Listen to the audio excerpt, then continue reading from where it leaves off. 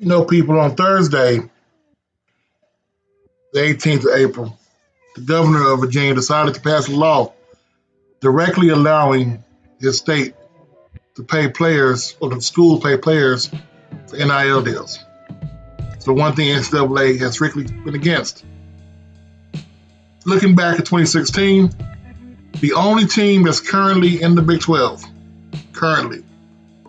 that's still on the top 25 most valuable team list, is Texas Tech. Now, I know the Big 12 is going to change next year.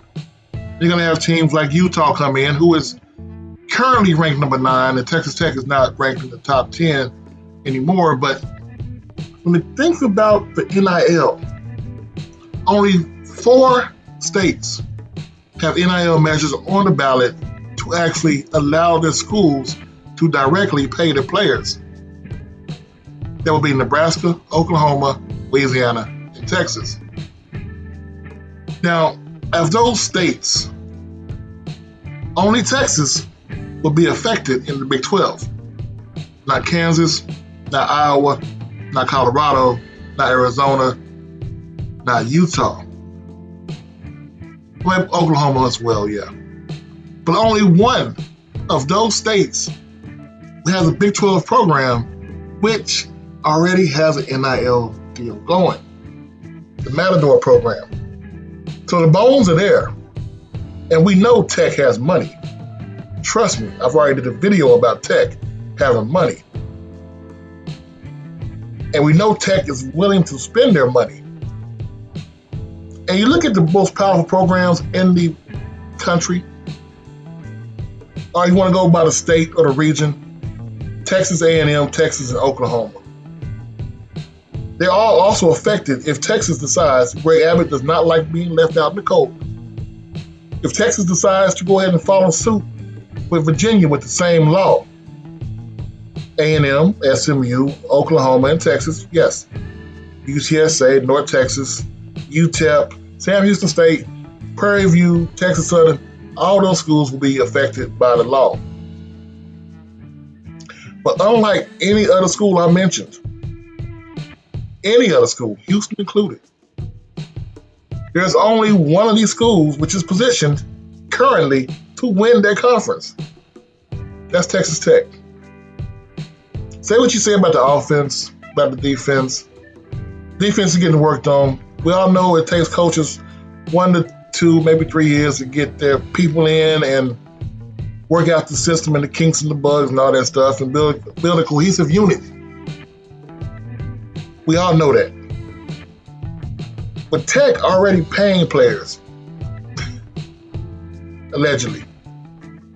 And now literally can pay players if Greg Abbott signs the law.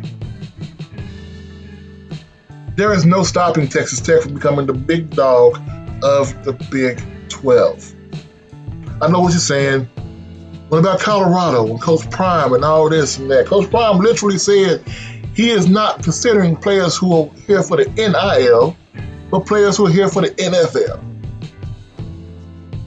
For all the turnover from top cornerbacks and running backs who believe they were starters, no matter what you may say about their position, what you may say about their talent, the way they left and the coach's response to them leaving leaves a sour taste in another recruit's mouth, other transfers' mouths.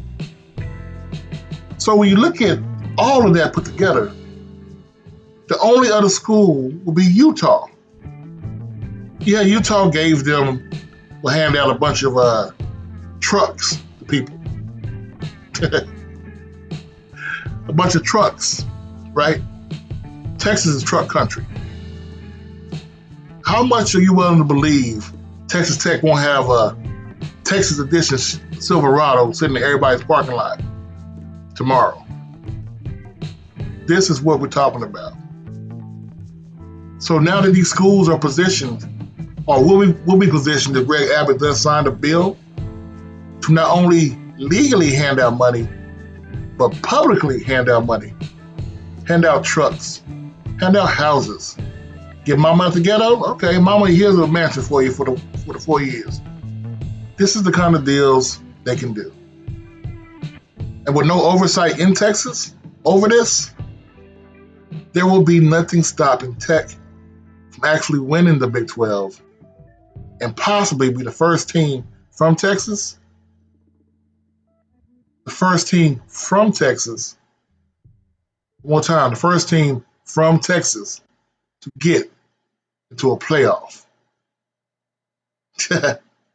I ain't like them apples. Coach Simmons, let them know who you are, Tech.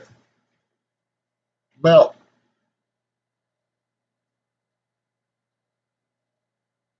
the autumn wind is a raider, pillaging just for fun. He'll knock you round and upside down and laugh when he's conquered and won.